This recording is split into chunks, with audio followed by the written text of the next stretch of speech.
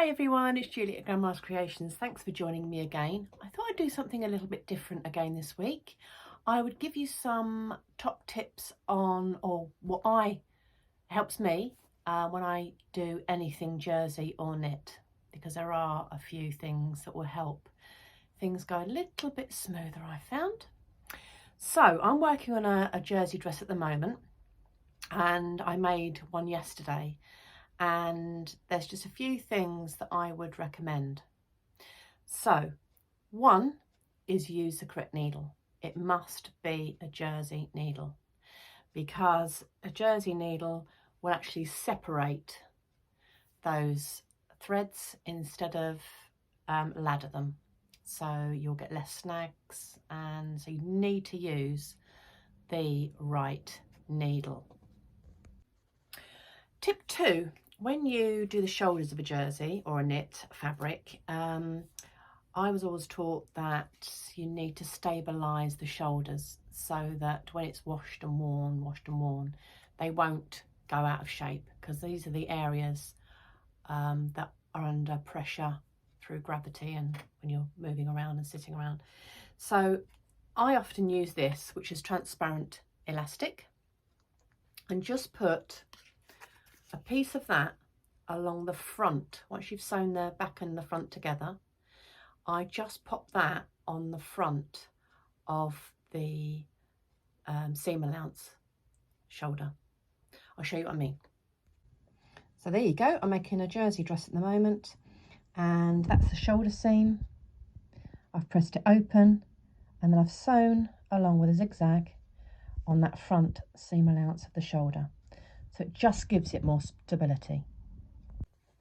So, tip 3. When you're sewing jersey, you need to have a stitch that's actually going to move with your fabric, because otherwise the knit or the jersey fabric stretches and you're likely to, well, get pulling or damage. So it needs to be a stitch that actually works with jersey, that will stretch. So I have actually got a lightning stitch on my machine. I'll show you which one that is. It's number 6 on mode 1 on my machine. I'll show you. So it's this one here. That's called a lightning stitch, because you can see it's like lightning bolts.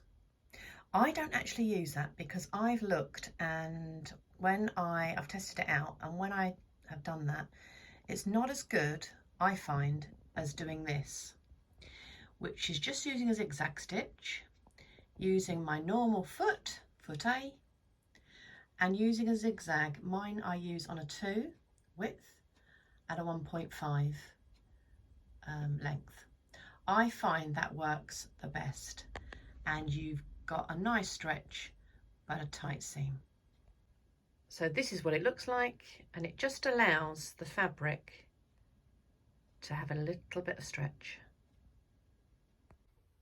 Now, another thing I would recommend, which I've done a lot recently, is to lessen the tension on your upper thread. That way you don't get dragging when your fabric is going under the foot plate. So that's really important. So instead of having a 4, I usually go to a 5 or 6, but again, test it out. There you go. I'm using mine on a 5, but I have been on a 6 when I was doing the hem. So another tip is that you need to be light-fingered. You need to treat jersey and knit fabric differently to other fabrics. It's a bit like viscose.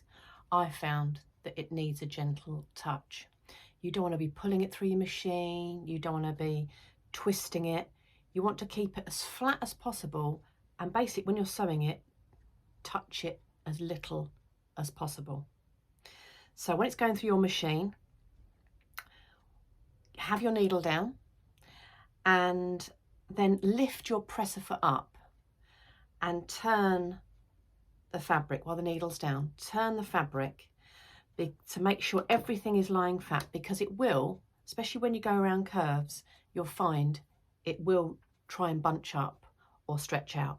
So the best thing to do is while your needle's down, lift your presser foot, twist it so it's flat, gently, pop it down and start again. And don't try and do too much sewing at once. Do a little bit, adjust it, do a little bit, adjust it. These are all things that I've learned recently. So the last tip I wanted to give you was a twin needle. So you can, instead of using a zigzag or a lightning stitch, use a twin needle. And I don't know why, don't ask me why, but I didn't realise there was a jersey twin needle. Of course there is, because there's a jersey needle. So this is the one that I've been using. It's a jersey twin needle, and I do round the neck, round the sleeves to hem them, and round the bottom to hem them. And you just use this, I mean, I've used it on a straight stitch, but quite a long one. So I've used length about 2.8 rather.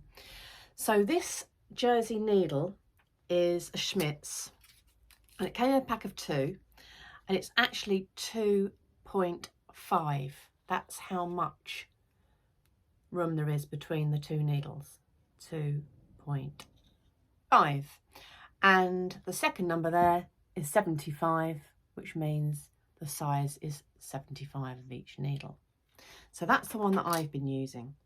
So you can get other twin needles wider and smaller, but this is quite a good size for doing your hems.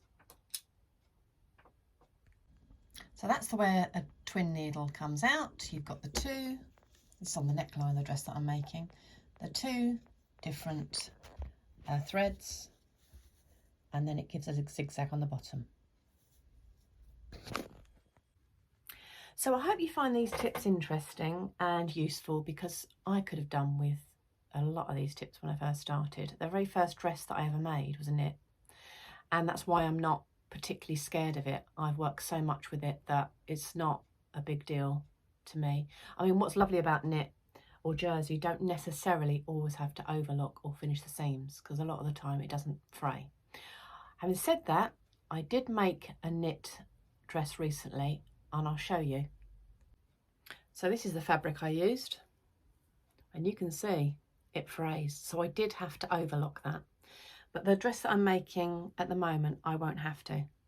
So most of the time you don't need to, but sometimes you will have to overlock. But it's just an advantage sometimes that you don't have to finish the seams. So I hope you found that helpful, and if you did, or you want to know any other things, I'll try and help you out with any of your questions about knit or jersey fabric. But thanks for tuning in, and thanks for watching, and I hope you found that helpful. Bye for now. Happy sewing.